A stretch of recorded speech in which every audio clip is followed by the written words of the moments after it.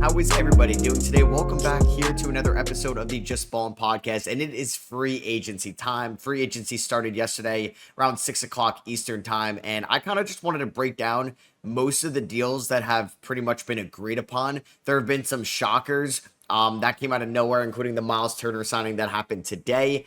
There's also been some ones that we expected, a lot of re-signings as well that I want to get to.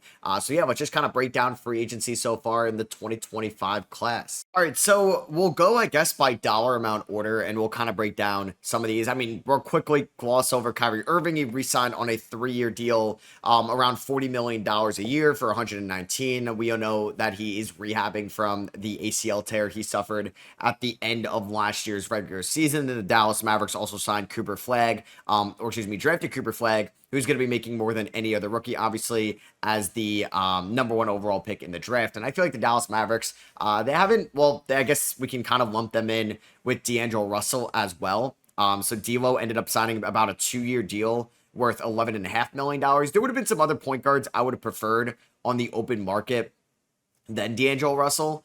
For them, I just maybe some better defenders, but D'Lo can at least create his own shot. He can at least initiate, not a bad playmaker. And I mentioned a couple times, I think D'Lo in a scaled down role where he's going to be asked to do a lot less. He's not trying to be an engine of an offense or run even a second unit at times. Like, that'll be okay. And he's going to have a lot of guys with him over there in Dallas, right? Where he's got Clay, Gafford, PJ, AD, Cooper Flagg, Derek Lively, Max Christie, Najee Marshall, Jaden Hardy, a lot of guys that are phenomenal ball handlers. Cooper Flagg's going to make $13.8 million next year. So yeah, they bring back Kyrie, they bring in D'Lo. We know that they wanted to target some type of veteran point guard, and they re-signed Daniel Gafford as well on a 3-year extension. That kicks in next year because he was going to be a free agent at the end of this regular season. I wonder if they're going to look to re-sign PJ Washington as well, who is going to be a free agent next year also, or do they run the risk? I mean, this is a very talented team. It's a very deep team in the Western Conference after all the injuries they suffered last year. So I do wonder, I don't know. The Western Conference is so good, and we'll get to Houston and Denver, but I believe those teams got better. OKC is so good as well. So I do wonder, I don't know, man. The Western Conference is just going to be so loaded at the top, and I'm starting to brainstorm my power rankings, way too early power rankings for next year's season. And OKC's got to be the 1 in the West. I may give the slight edge to Denver at 2, Houston at 3, and then do I put Dallas at 4, Minnesota at 4, right? Then you have both the LA teams, you have Golden State, you have Minnesota, you got San Antonio on the rise. There's just so much talent in the Western Conference, but Dallas did what they needed to this offseason, and I'm really excited about just Brandon Williams and the depth they have next year for sure. But then the big shocker that we'll get to, that I want to just get a lot off my chest about, the Milwaukee Bucks steal Miles Turner from the division rival Indiana Pacers. I saw this tweet from Shams. I was actually refreshing Twitter when this came out, so I thought it was some fake account. I'm looking, no, it's legit. He actually left them when I thought it was a guarantee. Maybe it was kind of weird that they didn't agree on the extension right away at 6 o'clock, because they also could have agreed on an extension beforehand. I mean, the Pacers owners have been notoriously quote unquote cheap, and they don't want to go into the luxury tax. So there's 2 ways you can look at it for the Pacers, right? 1, they're cheap. 1 or 2, they lowballed a guy that's been there for 10 years that was still a piece that helped them go to the NBA Finals Game 7. I know he wasn't fantastic in the NBA Finals, but this man has been in trade rumors every single year, and they lowballed him compared to the market value. Jakob Poeltl is about to be making roughly the same as Miles Turner. Miles Turner is going to be making roughly the same as Naz Reid on this deal that Milwaukee gave him. It's a very good deal, I think. $26.7 million is a little bit less than what I thought he was going to get. I thought it was going to be close to $30 million. And Indiana, who obviously maybe didn't want to go into the tax for a team that's not going to compete. I get that. I don't know, though. You just got so much gate revenue and home playoff game revenue from that. And I do believe this Pacers team is deep enough. If you trade for a point guard, or you honestly just roll Nembhard and McConnell as your guards next year, and if you can stay healthy, you're deep enough to at least be a playing tournament team. You can at least get a little bit of gate revenue in the playoffs next year. So I think it's embarrassing. I know Pacers fans are going to look at it as there's no point of paying the luxury tax for a team that is not serious about contending. But honestly, I think you're just avoiding the inevitable. I don't think the ownership of Indiana ever really wants to pay the luxury tax. Who knows, right? When I see it, I'll believe it, and we haven't seen that yet from the Pacers. So Milwaukee swoops in, they sign Turner, and I'm wondering, they don't have cap space. I know Brook Lopez left to the Clippers, but they don't have cap space to sign Miles Turner. So they either had to dump Kyle Kuzma completely, which probably would have costed them a future first rounder to get off that contract, or an unprotected swap or a lightly protected swap. Pat Connaughton, they also traded away for Vasily Misic, and they had to give up 2 second rounders. Great trade by Charlotte. I don't think it's a bad thing to have Connaughton at 33 years old, who's going to be making $9.4 million as a veteran in your locker room. That could be your 11th man. I don't mind that at all. And you got some seconds down the line. I think that's a really good trade by Jeff Peterson in the front office there in Charlotte. So basically, they signed Miles Turner, who's got an ascending contract up to a $28.5 million player option in 2029. It has a 15% trade kicker. But you're like, yeah, they need to shed some cap. I knew it could have been on the table, and it's been on like rumored for Bradley Beal. The Bucks actually stretched, or they waived and stretched Damian Lillard. So Damian Lillard had about what was it, $110 million around that left on the table from that extension he signed with the Trailblazers a little bit ago that kicked in basically like today. So he's got 2 years left on the deal, but obviously for a team that is maybe not the best on paper, they were like, you know, we can't afford Damian Lillard to not play next year. Like, he was going to be making up 35% of the cap space to not play. And it sucks that he suffered that Achilles injury in the playoffs. I thought we were going to be heading towards a Dame trade anyway this offseason. And that would have been great for Milwaukee to consolidate the depth. And who knows, maybe they could have done that and got Miles Turner. But Dame's Achilles injury basically eliminated any type of market for him. And they are going to now be paying him $22.5 million for the next 5 seasons. I think there is so much risk to this because it's about 14.5% of your cap this year for a player that's not even on your team, 13.5% in 27, and then it's roughly 12 and 11% for the next 3 years. 11% of your cap space to a player that's not even going to play, I think is so risky. This blows out like the Nick Batum stretch and wave we saw years ago in Charlotte. Oh my God. Now, yeah, going from Damian Lillard to Miles Turner, or going from nothing to Miles Turner, because Damian Lillard was giving you nothing next year, is a good move. But you are now paying basically half of your cap space for Miles Turner, Kyle Kuzma, and Damian Lillard, who's not even on your team. There is so much risk to this. I like them bringing back Bobby Portis. I don't know if Misic is really going to be on this roster for most of the season. They bring back Kevin Porter Jr. I mean, You bring back somebody like KPJ, right? But you waive Damian Lillard. I don't know. Morale's out the window when you're that desperate in the NBA. Gary Trent Jr., I thought was great value. I know he had some embarrassing moments to end the playoff series against the Pacers, but he was phenomenal in some of those games. Gary Harris, why not? 31 years old, can play a little bit of defense. They bring back Taurean Prince, a good shooter as well, and they brought back Jericho Sims. I mean, it's a weak Eastern Conference. I would have liked to see like Chris Middleton and AJ Johnson here instead of Kyle Kuzma. It seems like this is going to convince Giannis to at least stay one more year. But I believe there is so much risk to this deal. John Horst got an extension. I'm pessimistic about it, though. I am. I think there's a chance this Milwaukee team could be the 6th seed again. I mean, I don't think they're better than New York. I don't think they're better than Cleveland. I don't think they're better than Orlando. I can't even say they're better than Atlanta right now. And I can't even say they're better than Detroit. Could they beat Detroit? Yes. Could they beat Atlanta? Yes. Could they beat maybe any team in the East? Sure. Because of Indiana's injury to Halliburton. And now they don't have Miles Turner. And obviously the injuries to Jason Tatum in Boston. But, like, Philly could be better. Toronto, Miami. Like, the East is going to be at least a little bit more competitive, I think, from 1 to 8 than it was this year.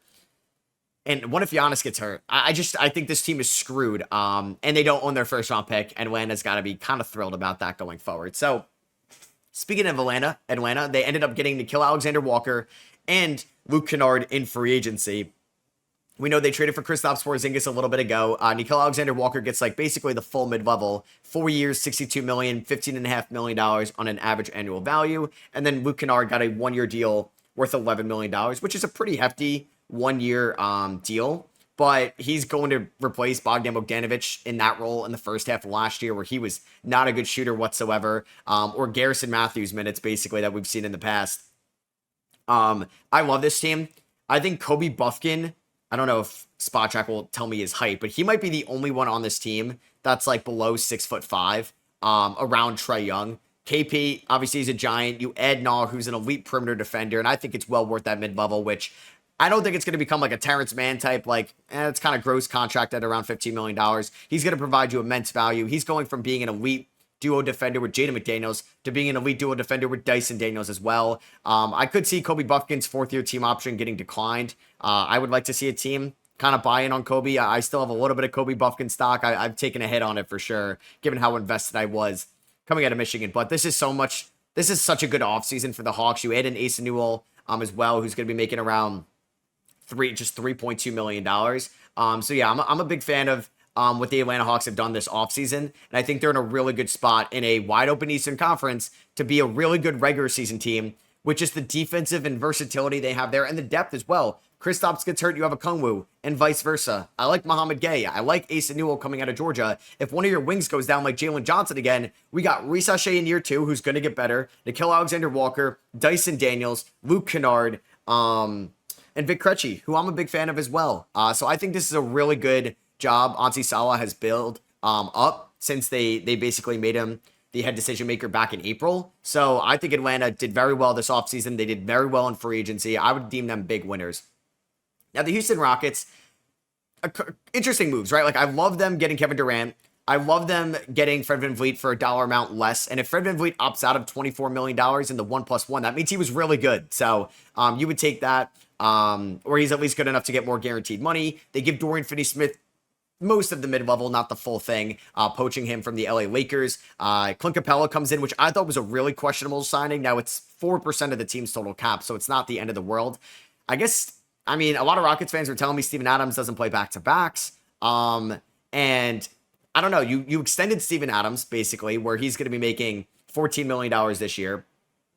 You extended Jabari Smith Jr. with that contract. Honestly, though, like, I really like the Jabari extension. I think it's really good. I just don't know how good the numbers are going to look with Kevin Durant there. And I mean, Jalen Green out, Kevin Durant in. I'm just going to check my phone as well, make sure no signings happen. As the Raptors did re-sign Jakob Poeltl. We'll get to the Raptors later. But yeah, you get Kevin Durant, who I love as a number 1. You were a 2 seed. You needed that guy that you could trust in isolation, that you could trust late in games. And this is the best Kevin Durant team we've seen in a while. You didn't have to give up much of your young core.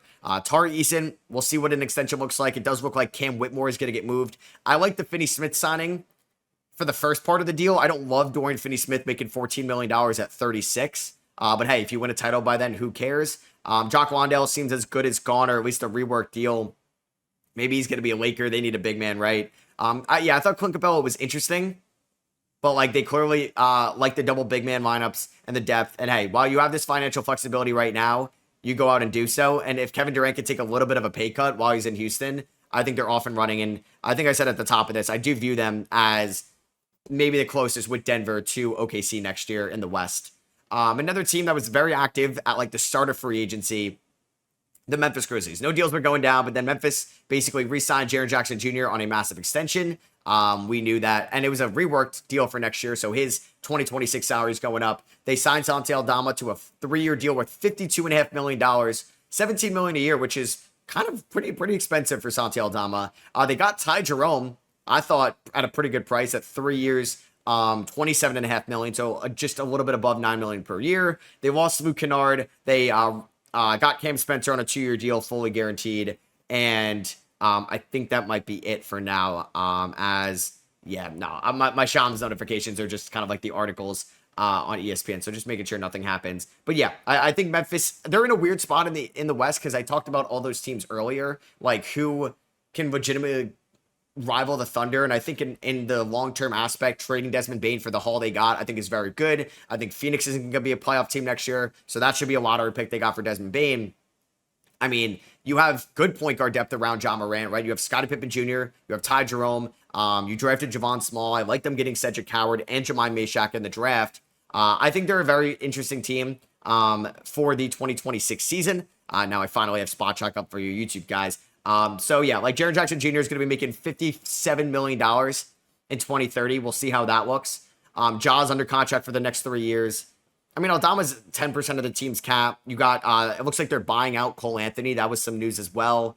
I mean, this is still a deep team. I don't think it's going to be a playoff team next year, at least off the top of my head. I'm still kind of constructing my rankings.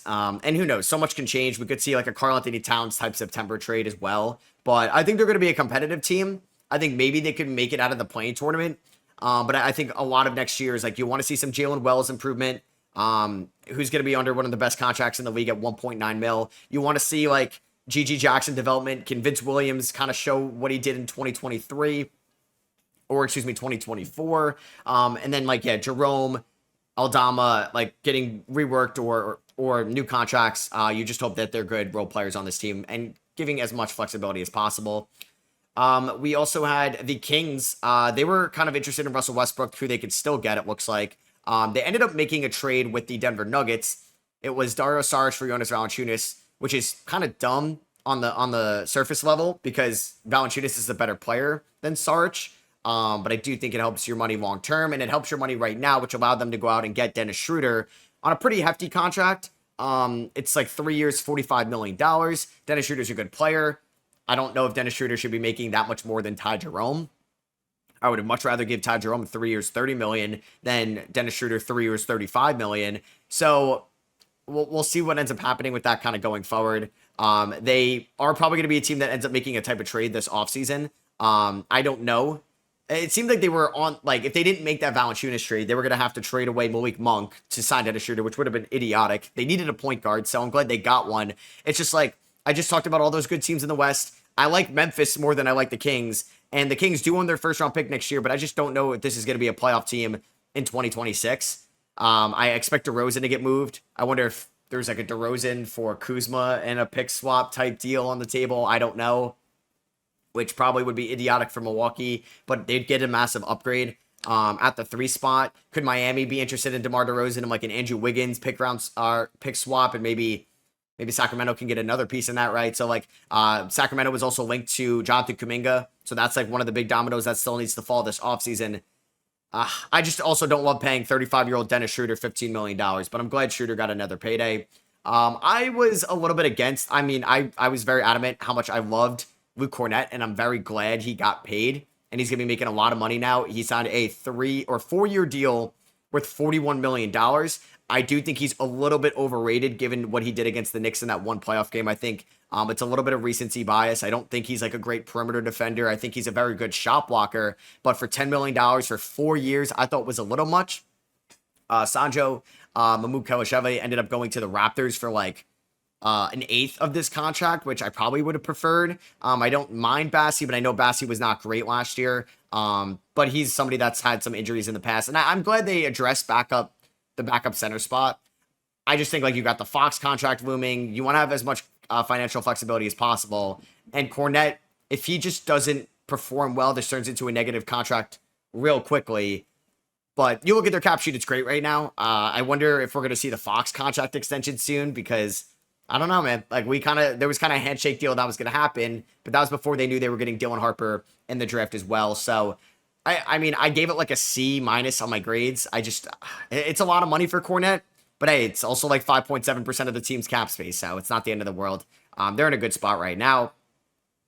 Cleveland, they ended up bringing back Sam Merrill on a 4 year deal worth 38.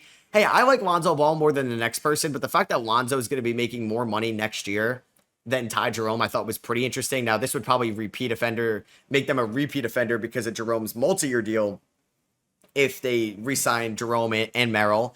Clearly, they value Merrill's 3-and-D ability because they gave him a 4 year deal worth around $40 million. It's a pretty hefty price as well. Basically, Ty Jerome money. Max Strus is up in 2 years. DeAndre Hunter is up in 2 years as well. This is a very expensive team.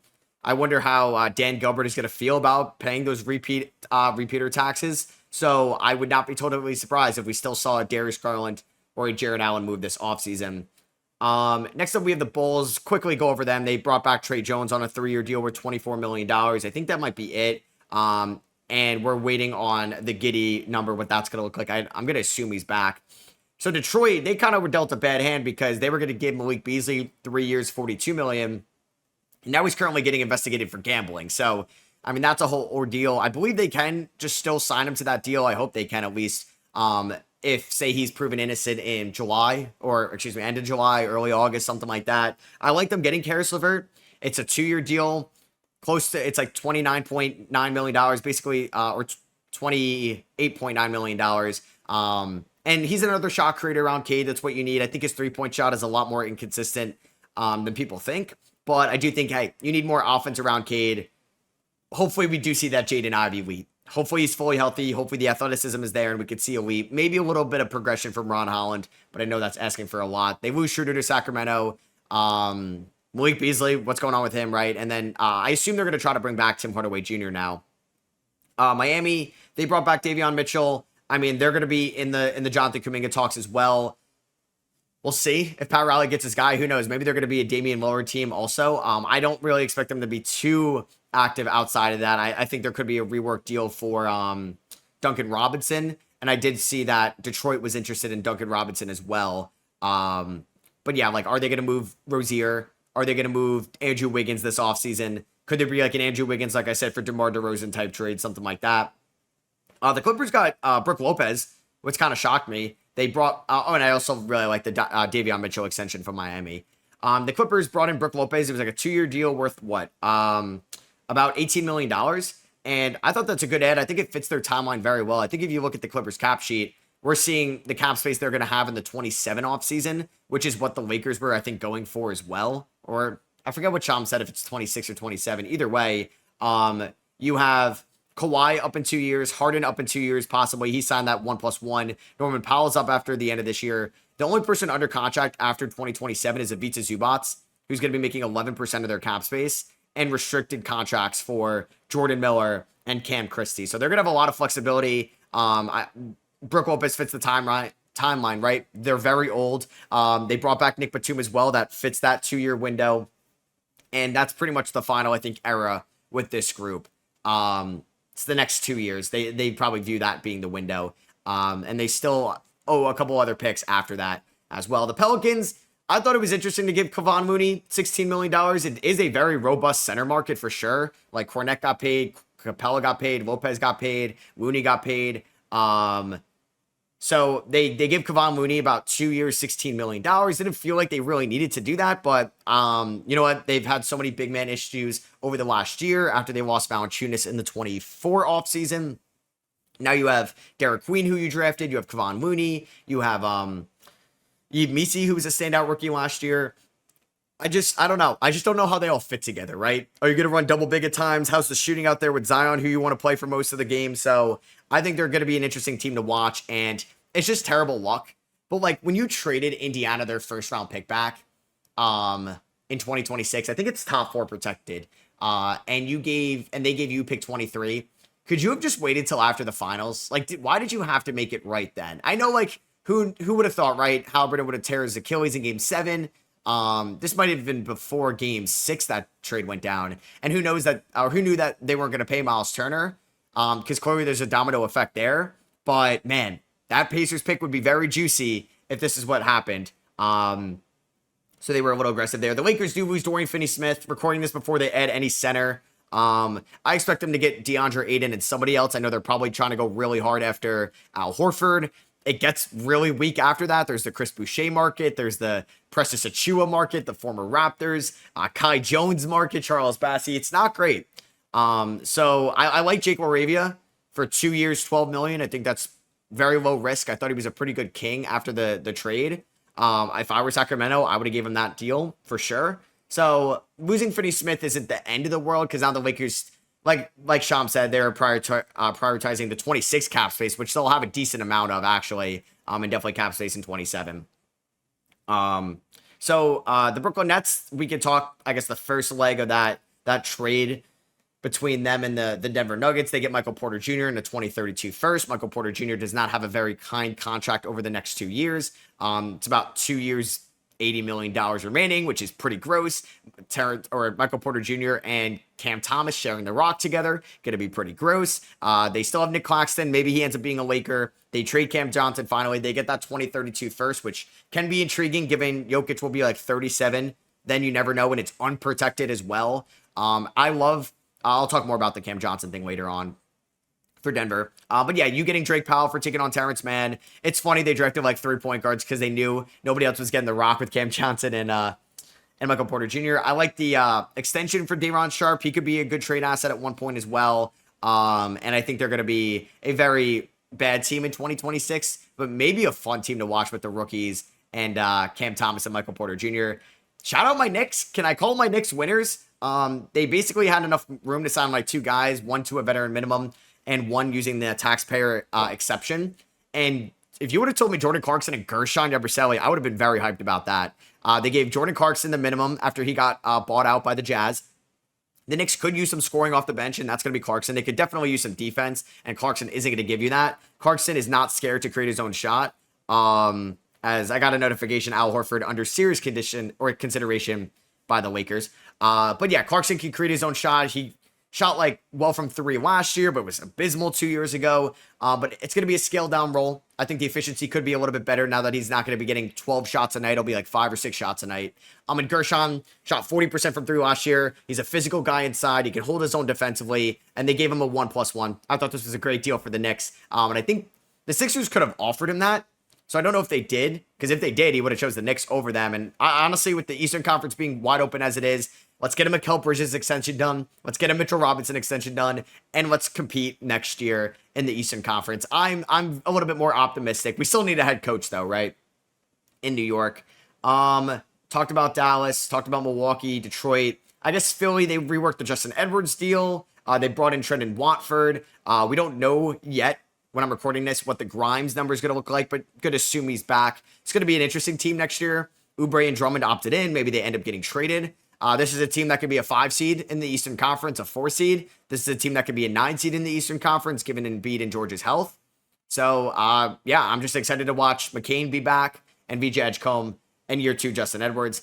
The Celtics, oh, man. So they lose Cornette. They're probably going to lose Al Horford. They brought in Luka Garza, who I'm excited to watch, man. He dominated the G League. He dominated college basketball at Iowa. He won the National Player of the Year award. So we'll see, but it's like Luka Garza, it's Amari Williams, it's Neemias Queta as the centers. You have George Niang starting at your power forward spot. The Celtics might be, like, they're going to be a pest next year. They'll be a fringe playing tournament team, I think, in the East. Hey, who knows? Maybe Jaylen Brown averages 30 points a night. Maybe Derek White averages 21 points a night. And we see these guys improve a ton.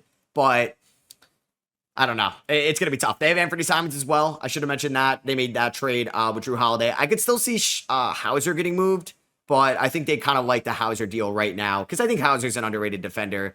And we'll see Hugo Gonzalez. Orlando got Tyus Jones. They're going to be a very expensive team once the Paolo extension kicks in the 2026 season. We'll see how the ownership is okay paying the second apron tax numbers, but they'll probably waive Isaac or trade him. It looks like Mo Wagner will be back, but it's not a guarantee. And if they can't bring back Mo Wagner because they signed Tyus Jones, I would not like that for them. Hornets, I liked what they did. They basically got some seconds in Pat Connaughton for Vasily Micic. They brought in Mason Plumlee. I want to see Kalkbrenner and Diabate next year. And then I'll wrap things off talking about the Denver Nuggets. I love what they did. I think they're 3 for 3 so far. You get Bruce Brown on the minimum. No such thing as a bad one-year deal or bad minimum contract. But we know it works. He was one of the vital parts of their 2023 championship run. So I'm really excited to watch Bruce Brown back in Denver, where he's going to be able to play off of Jokic. And I think it improves their bench so much. Like, yeah, Russ is probably gone. But they traded Dario Saric for Jonas Valanciunas straight up. I know Valanciunas is under contract for 2 years, but I think that is a miles upgrade as your backup 5 than DeAndre Jordan or Saric. And you have Deron Holmes as well, who's a first-round pick in 24. That's going to be healthy. The bench is getting deeper. It's what they needed. And you traded Michael Porter Jr. for Cam Johnson. I know trading that first is scary, but Cam Johnson is under a nice contract, and that allowed you to get Bruce Brown on the minimum, to get Valanciunas. And they do have a little bit more wiggle room as well. They could have signed somebody like Gershon Yabusele to that deal. We'll see what the Brown extension looks like. We'll see if they extend Peyton Watson. They have Julian Strawther, who showed some flashes in the playoffs last year. This is a deeper bench than they've had in the past. And I think because of the experience and the fact that I wasn't even sold on the 2025 Nuggets and they went to Game 7 against the Thunder in round number 2, I think I got to give them the benefit of the doubt. They have the best player in the world in Nikola Jokic. I think they are the best team to probably rival the Thunder again. The Rockets could definitely be there, but we got to see it first. We got to see how Kevin Durant gels with that team at his age. I think he's going to be fine. You have Zeke Naji still. It's a body at least. I don't think they're going to be able to move Naji with the 3 years left. But I really liked what Denver's done with just kind of like a thrown together front office. David Adelman is the new head coach. And it looks like getting Jared Dudley over there to be a top assistant for them. So I think the Nuggets are big winners this offseason so far. Definitely the Hawks, definitely the Rockets. And I'm interested to see kind of what ends up being the fallout here. So yeah, let me know what your guys' free agency thoughts are down below on YouTube. And if you're listening on Apple Podcasts and Spotify, really help, or you can help the podcast grow by leaving a like, or hit that rating and follow button, not a like. I will have some collabs hopefully soon. I'm doing something with 3Cone this week, and then also doing something with hopefully Jacob Myers of League Him. So be on the lookout for that stuff, and I'll catch y'all later. Peace.